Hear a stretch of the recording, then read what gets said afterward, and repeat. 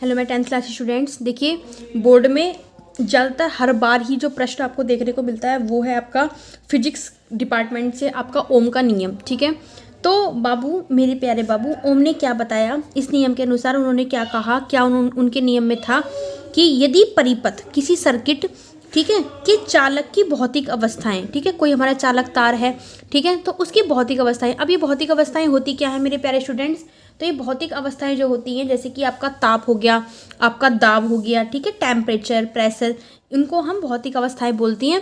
अगर वो अपरिवर्तित रहें, अपरिवर्तित का मतलब क्या है मेरे प्यारे बाबू, जो न बदलें अर्थात समान रहें, ठीक है, तो चालक के सिरों के बीच जो आपका उत्पन्न विभवांतर होता है, क्या होता है बाबू, विभवांतर होता है, उस चालक में प्रवाहित होने वाली धारा के अनुक्रमानुपाती होता है।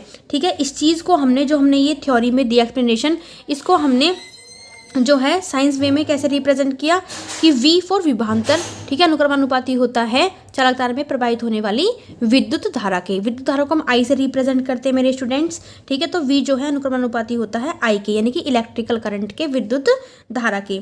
तो मेरे प्यारे बाबू, ओम ने बताया कि जब ये अनुक्रमानुपाती नियतांक हटता है, ठीक है, तो यहाँ पे एक R कांस्टेंट आता है, और ये R कांस्टेंट कुछ और नहीं, यही आपका प्रतिरोध है जो कि चालक तार में प्रवाहित होने वाली विद्युत धारा का विरोध करता है, उसको बनने से रोकता है। ठीक है, तो V बराबर I R हमारा क्या है, ओम के नियम अनुसार हमारा विभवांतर, प्रतिरोध व विद्युत धारा के बीच संबंध प्रदर्शित करता है। अब उन्होंने कहा कि जो V और I का अनुपात है, यानी कि विभवांतर और धारा का अनुपात जो है वो एक नियतांक अर्थात R है। ठीक है मेरे प्यारे स्टूडेंट्स, मैं एक बात बताना चाहूँगी, ऑब्जेक्टिव क्वेश्चंस में, ठीक है, V क्या है आपका, विभवांतर है। ठीक है, किसी किसी को तो बच्चे को, मतलब मैंने देखे बहुत से स्टूडेंट्स, ठीक है, उनका बेस बिल्कुल ही वीक होता है, उनको ये भी नहीं पता कि V क्या चीज़ है, I क्या चीज़ है, R क्या चीज़ है, और मात्रक तो उनसे क्या ही पूछें, नहीं बताए जाते हैं। तो मेरे स्टूडेंट्स, ये छोटी छोटी चीज़ों को मैं आपसे एक तरीके से टीचर होकर रिक्वेस्ट करूँगी, इन छोटी छोटी चीज़ों को मिस ना करें, बहुत ही जल्दी रिमेम्बराइज हो जाती हैं, ये मेमोराइज हो जाती हैं।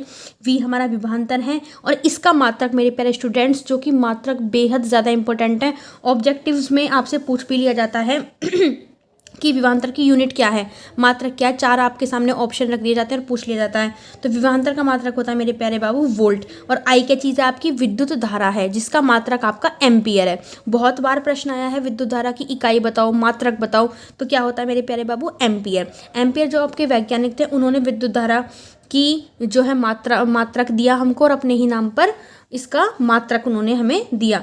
ठीक है, R क्या बाबू आपका, ये आपका नियतांक था ओम के नियम में, ठीक है, जो कि प्रतिरोध है, जो प्रतिरोध का मतलब क्या होता है, जो कि धारा को प्रवाहित होने से रोकता है, धारा को बनने से रोकता है।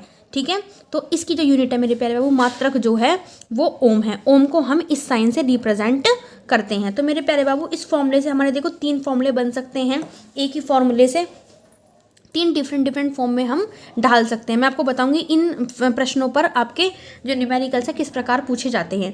तो V बराबर IR हो गया मेरे प्यारे बाबू, जो कि मैंने आपको यहाँ बताया, तो अनुक्रमानुपाती नियतांक हटता है और आपका R नियतांक आ जाता है। ठीक है, तो V बराबर IR तो यही है। यहाँ से अगर आपका जो है R, ठीक है, R का मान निकालें, प्रतिरोध का मान निकालें, तो V और I का अनुपात में ये इस प्रकार रिप्रेजेंट होता है।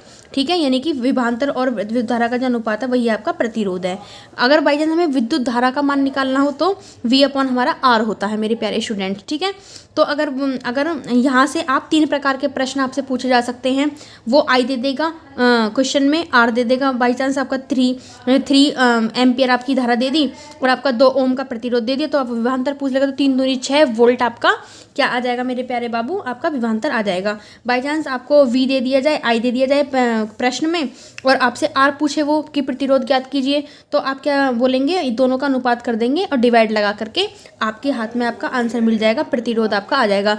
मात्रक लगाना बिल्कुल भी ना भूलें, पॉइंट टू बी नोटेड। ठीक है, अगर हम मात्रक नहीं लगाते हैं मेरे प्यारे बाबू, इकाई नहीं लगाते हैं, यूनिट नहीं लगाते हैं, तो आपका आधा मार्क्स फ्री में काट लिया जाएगा। ठीक है, अगर बाई चांस आपको V दे दिया जाए, R दे दिया जाए, तो I आप इजीली इस फॉर्मूले से आप निकाल सकते हैं। ये फॉर्मूला एक ही है, बट फॉर्म्स आपकी डिफरेंट है मेरे प्यारे स्टूडेंट्स। ठीक है, तो I just hope you can understand from this statement. ठीक है, so for watching this class, thank you very much.